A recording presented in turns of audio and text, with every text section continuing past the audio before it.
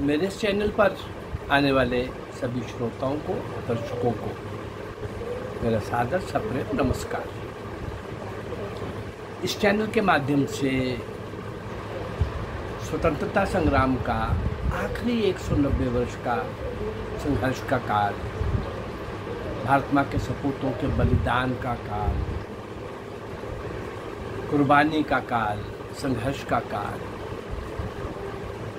जिद के साथ, अनख के साथ, कर्मठता के साथ, पूरे समर्पण के साथ, जिस प्रकार से हर प्रकार के आयु वर्ग के लोगों ने भारतीय स्वतंत्रता संग्राम में अपना योगदान दिया, सर्वस्व न्यौछावर किया, ऐसे बहुत से असंख्य अज्ञात नायक और नायिकाओं को इतिहास में कहीं नहीं पढ़ाया गया, कहीं नहीं बताया गया। और दुर्भाग्य देश का ये रहा कि आज़ादी नेहरू और गांधी ने लेके दी, कांग्रेस ने लेके दी। इससे बड़ा, बहुत बड़ा क्रूअल मजाक, क्रूरतापूर्ण बोला गया मजाक कोई और को नहीं सकता।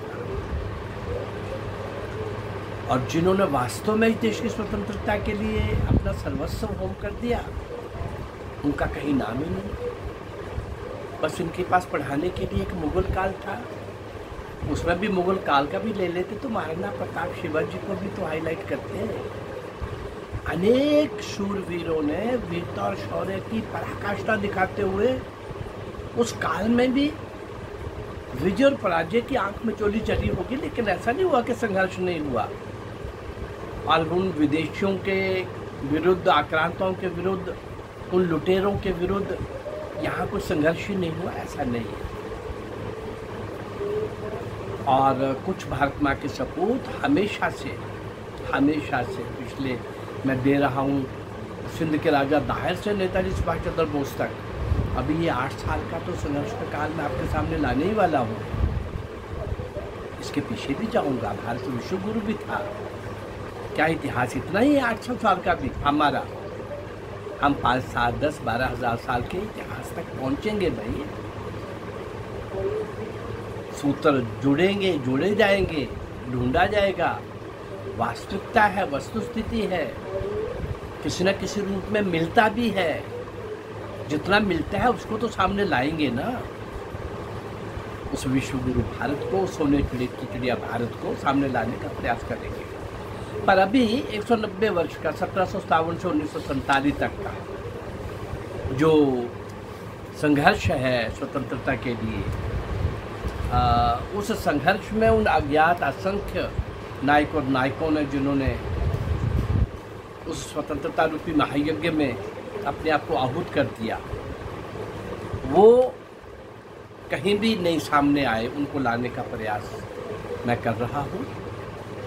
लगभग 320 से ऊपर वीडियोस हो चुकी हैं और मेरी कोशिश है कि इस काल, 190 साल के काल में कम से कम 400 नायक और नायिकाओं को, अज्ञात, उन 400 में से केवल 10-15 का ही आप बड़ी मुश्किल से नाम जानते होंगे, और उनमें से 2-3 के बारे में कुछ जानते होंगे, और शेष जो 400 में दे रहा हूँ किसी के बारे में कुछ भी नहीं जानते होंगे। आप भी जाने, हम भी जाने, आने वाली पीढ़ी भी जाने, और देश की स्वतंत्रता के लिए हर प्रकार की आयु वर्ग के लोगों ने जिस प्रकार का संघर्ष किया, कुर्बानी की, बलिदान दिया, आदर्श प्रस्तुत किया हमारे सामने, उस आदर्श को भी हम आज सुनेंगे।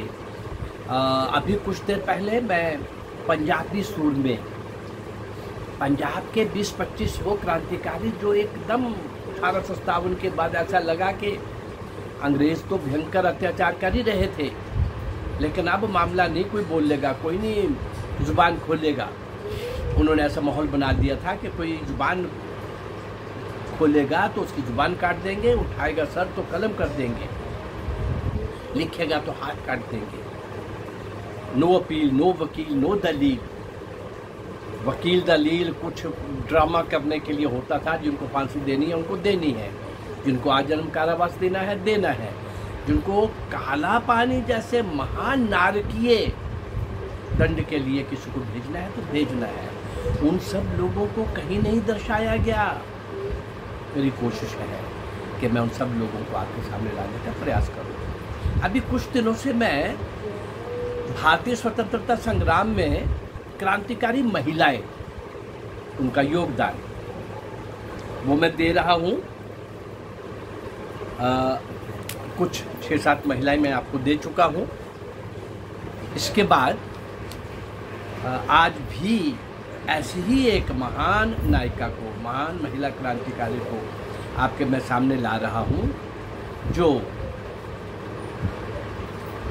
देश के लिए, स्वतंत्रता के लिए हर प्रकार से कमाल के उदाहरण प्रस्तुत करती हुई ये महिला दीदी सुशीला मोहन। दीदी सुशीला मोहन पंजाब विश्वविद्यालय की परीक्षाएं 8 अप्रैल 1927 को जालंधर के कन्या विद्यालय में चल रही थी, कन्या महाविद्यालय में। परीक्षार्थी छात्राओं ने अपना स्थान ग्रहण कर लिया था, प्रश्न पत्र आने ही वाला था। तब तक एक निरीक्षक ने उस दिन का अखबार निकाला। मुख्य पृष्ठ पर छपा था राम प्रसाद बिस्मिल, रोशन सिंह और राजेंद्र लाहिड़ी को फांसी दी गई, को फांसी दी जाएगी। ये मुख्य पृष्ठ पर पत्र के छपा हुआ था। एक परीक्षार्थी छात्रा ने भी शीर्षक पढ़ लिया, मुख्य पत्र पर था, मोटा मोटा था, और पढ़ते ही शॉक्ड हो गई, सदमे के कारण बेहोश हो गई। उसे दूसरे कमरे में ले जाया गया और 2 घंटे के बाद होश में आई, लेकिन वो परीक्षा नहीं दे पाई, परीक्षा नहीं दे सकी। काकोरी में संलिप्त इन वीर क्रांतिकारियों को फांसी की सजा सुनाई गई थी, काकोरी कांड। और मैं तीनों के बारे में बहुत कुछ लिख चुका हूँ, बहुत कुछ एपिसोड दे चुका हूँ। राम प्रसाद बिस्मिल, रोशन सिंह लाहिड़ी, रोशन सिंह और राजेंद्र लाहिड़ी, ऐसे और भी अनेक इस कांड में कुछ थे और कुछ को इस कांड के नाम पर फांसी तक पहुंचाया गया। मैं बहुत सारा कुछ दे चुका हूं आपको।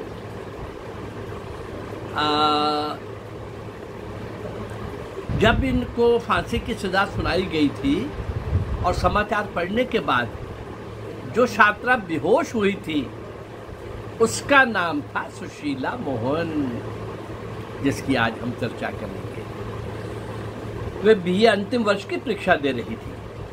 सुशीला राष्ट्रीय विचारों से ओतप्रोत थी। उसकी राष्ट्रीय विचारों की कविताएं बड़े उन्मुक्त भाव से सुनी जाती थी, लिखती थी और राष्ट्रीय भाव से ही लिखती थी। सुशीला सेना से अवकाश प्राप्त डॉक्टर करमचंद की पुत्री थी।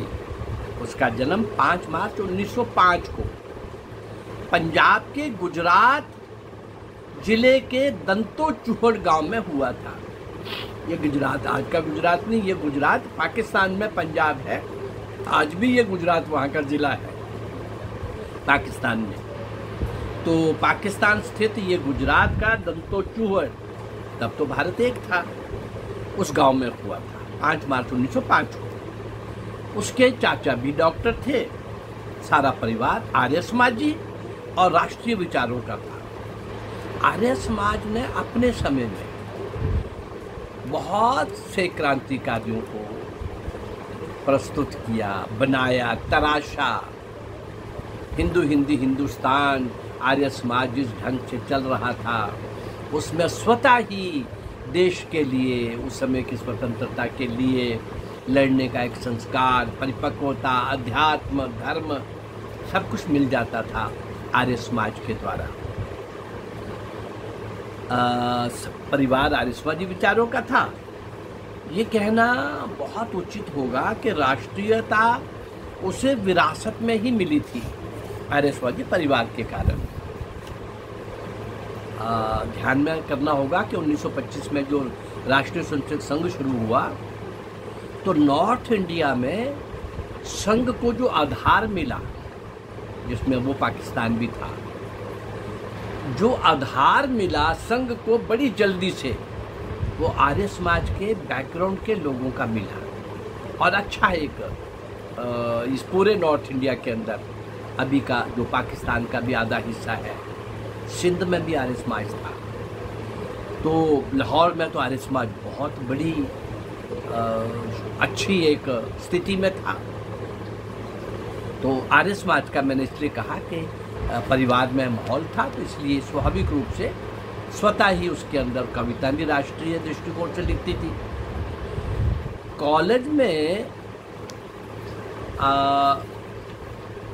जो सुशीला थी, कॉलेज में अध्ययनरत सुशीला को देहरादून में सन 1926 में आयोजित हिंदी साहित्य सम्मेलन के लिए आमंत्रण मिला। सार्वजनिक सम्मेलन में कविता पाठ का उनका ये पहला कार्यक्रम था। कविता सुनकर श्रोता मंत्रमुग्ध हो गए।